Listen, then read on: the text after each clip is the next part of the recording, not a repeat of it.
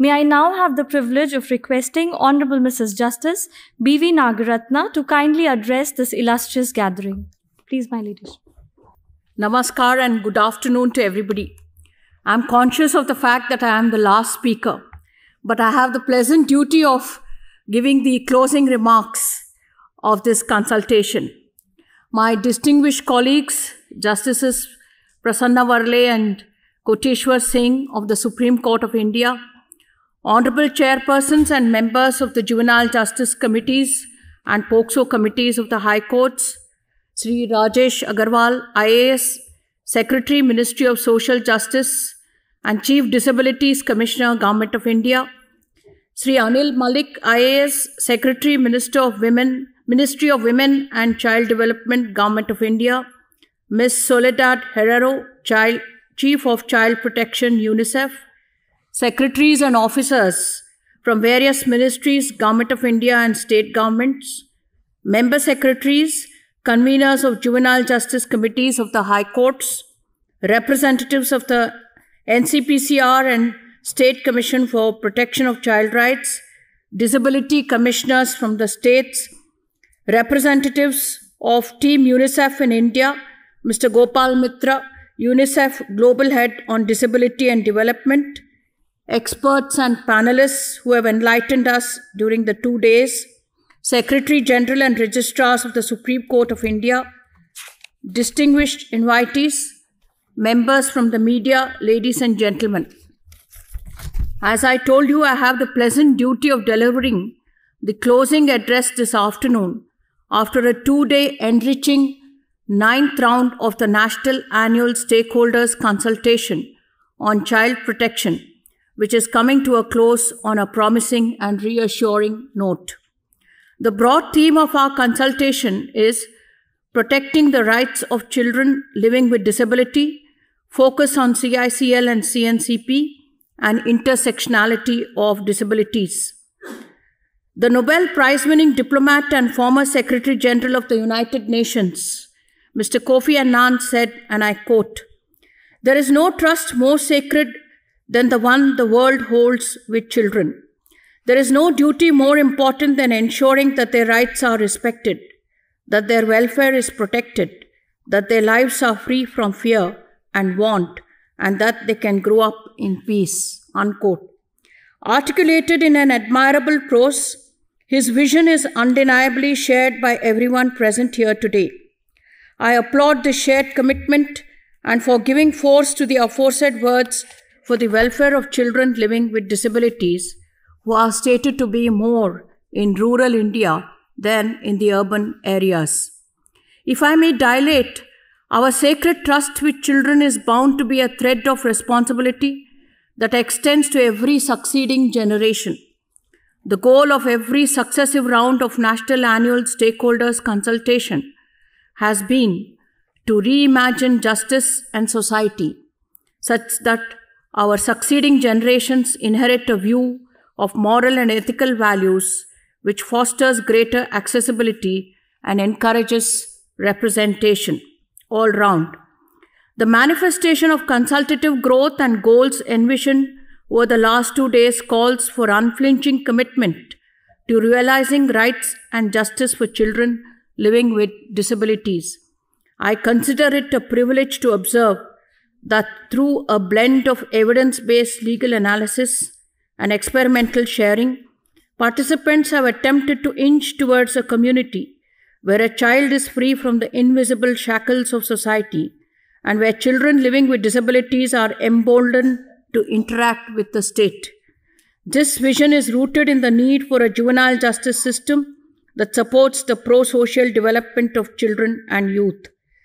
Rights of children living with disabilities must be given the widest possible realization, both in theory as well as in practice.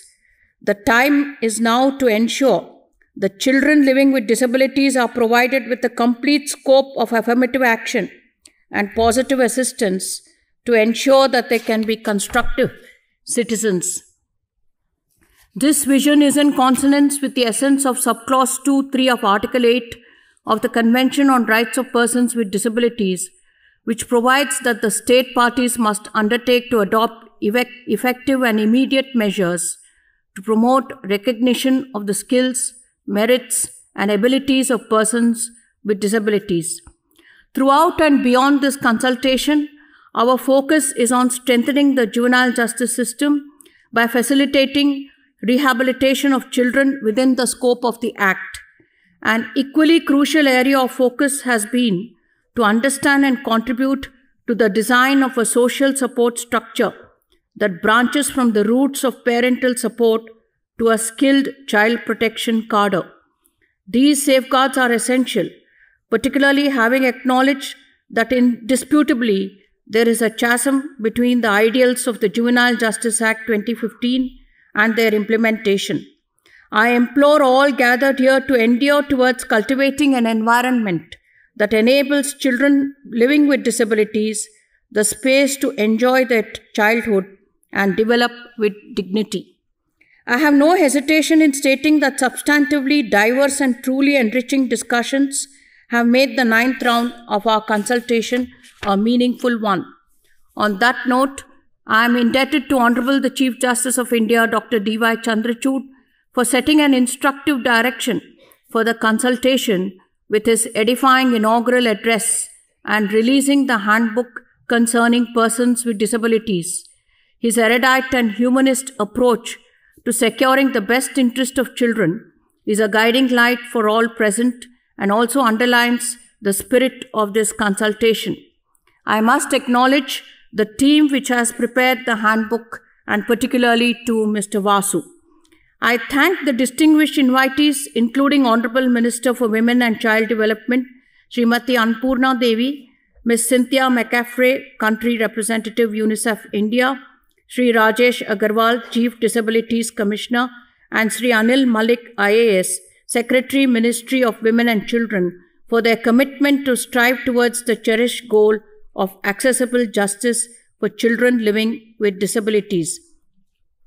I am in gratitude to my colleagues from the Supreme Court of India for being a part of this consultation, especially my brother Justice Padiwala.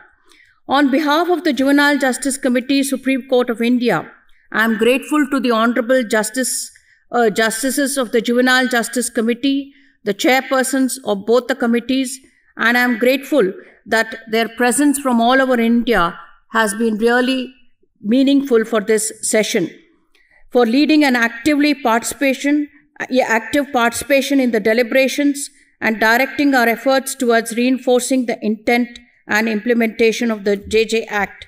I express my gratitude to judges who shared the 4 technical sessions and participated on different themes such as parental perception on children with disabilities, global instruments, human rights framework and global data on children with disabilities, family-based alternative care services and social support for children with disabilities, inclusive education and technology-enabled assistive services, intersectionality, etc.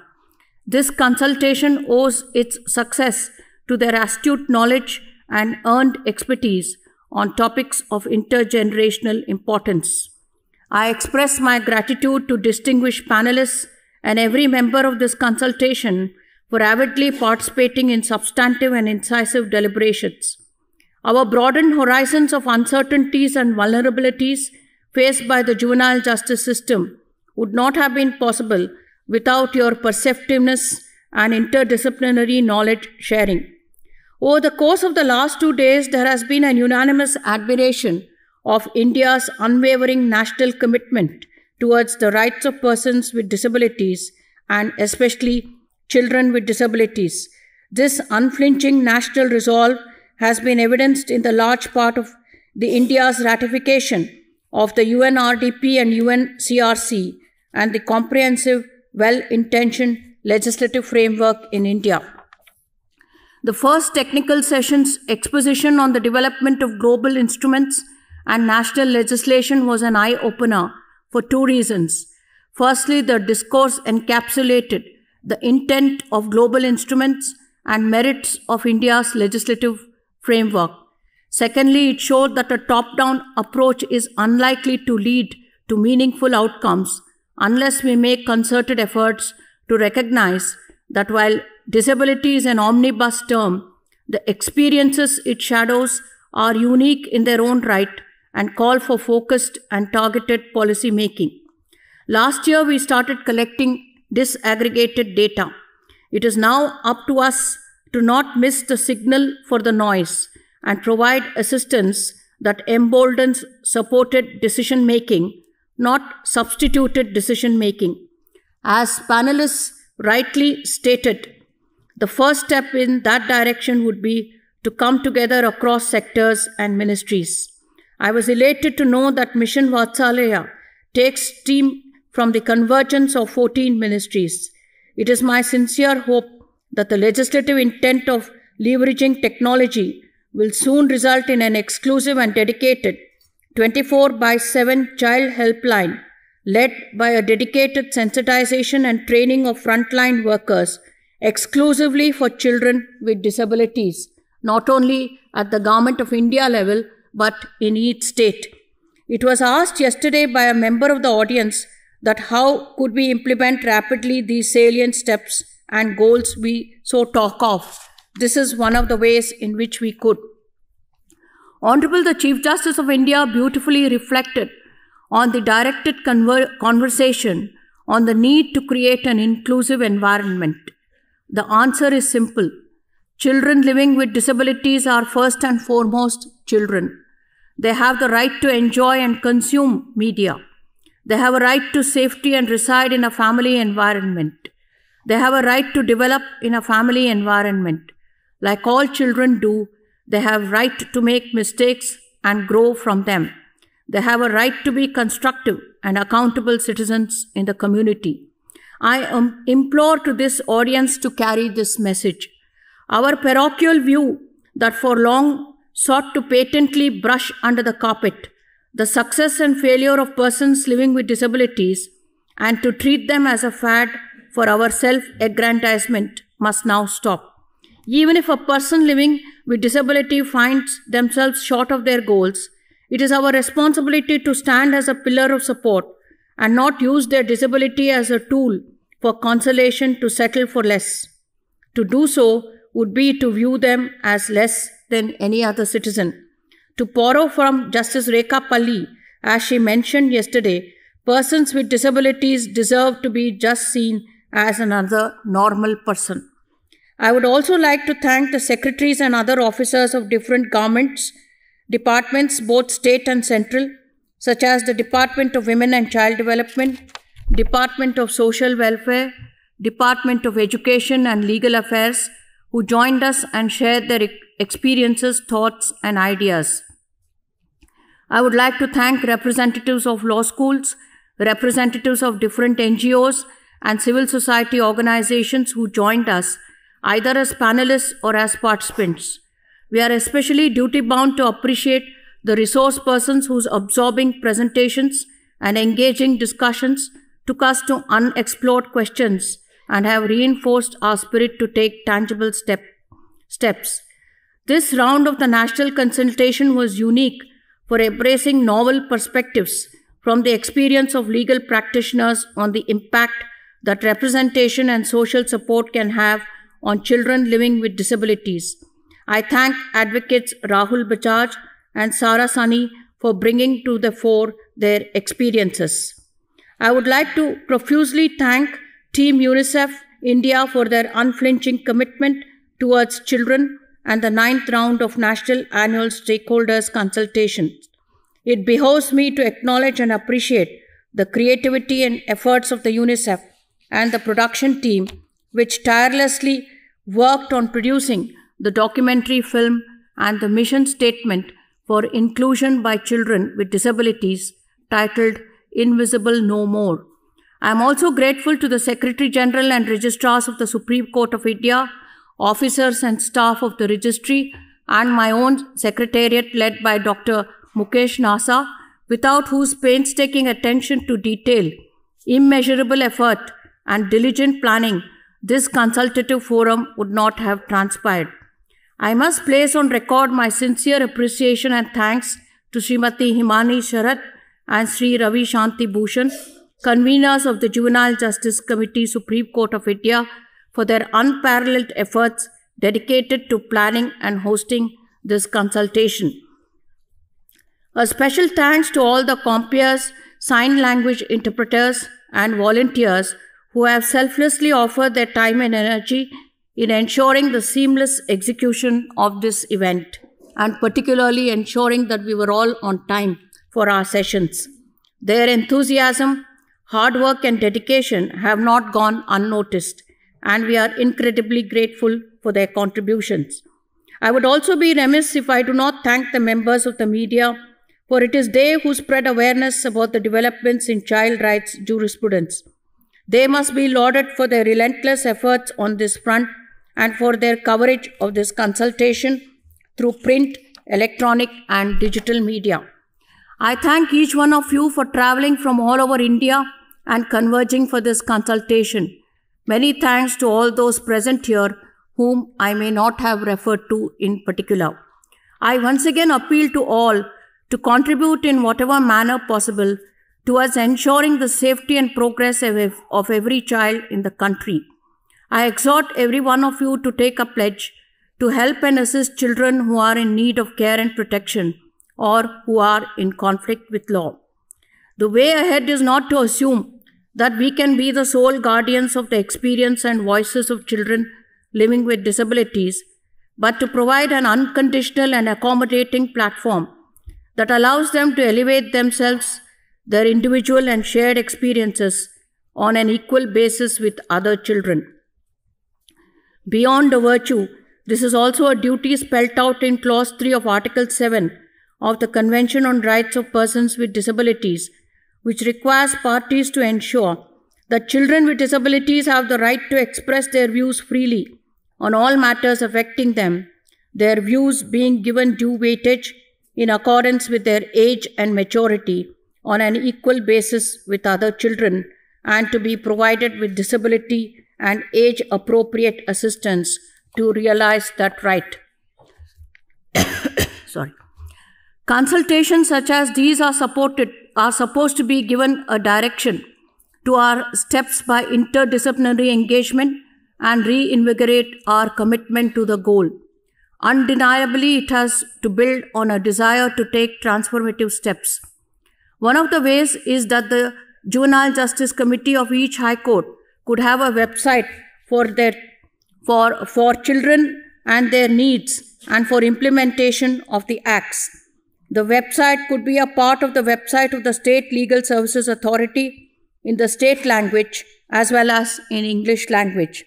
The conveners of the State Legal Services Authority must strive to implement this suggestion. As emphasized by multiple speakers in the second and third technical sessions, this ITTET can manifest in organizations, budgeting for accessibility, friendly information dissemination, and accessibility audits being budgeted for and taken seriously. I hope that all the high courts will take immediate steps towards forming accessibility committees and help desks for disabled persons who come to the courts. A running concern throughout the extensive and instructive sessions was the invisibilizing effect of intersectional vulnerabilities, which may disproportionately destabilize the lives of children of a certain caste or socio-economic strata or gender living with disabilities. The impetus is on us to endeavor to design positive commitments that countervail this intersectional detriment and elevate them towards achieving professional and personal fulfillment. Before I conclude this consultation, we should make a resolve to reaffirm our commitment for the protection of children, especially children with disabilities, inter alia, in the following ways. 1. The necessary policy and legal steps be taken by every state government to ensure accessibility and inclusion of children with disabilities by removing all the barriers that hinder realization of rights of children. 2. To develop and adopt a state action plan for protection of children with disabilities, which will be reviewed and monitored jointly by the states and juvenile justice committees of the high courts. 3. Informed by these state action plans and the national consultation, to adopt a national roadmap on advancing the protection of children with disabilities with actionable and time-bound committees. Also, all the schemes for children with disabilities must be displayed on the website of NALSA and websites of State Legal Services Authority. The data on children in juvenile justice system be streamlined on the basis of indicators that have been established by the Supreme Court by ensuring systematic data updation, their monitoring and corrective measures be ensured. Mr. Rajesh Agarwal said that there is no correct estimation of children with disabilities in India. We all should know India is a vast country with many states. It is also known as a subcontinent. Therefore, it is necessary that there must be diagnosis at the level of the Anganwadis where the children are up to 6 years. Similarly, the Right to Education Act for children with disabilities must be implemented not only in letter but also in spirit. I appeal to Mr. Anil Malik to ensure that disability pension is being extended to children with disabilities lifelong through state disability commissioners or other agencies. For the other programs which have to be implemented, I am sure the Government of India as well as the state governments could appeal for CSR funds for their different programs. Next, that our justice and child protection systems be more inclusive and accessible by every means.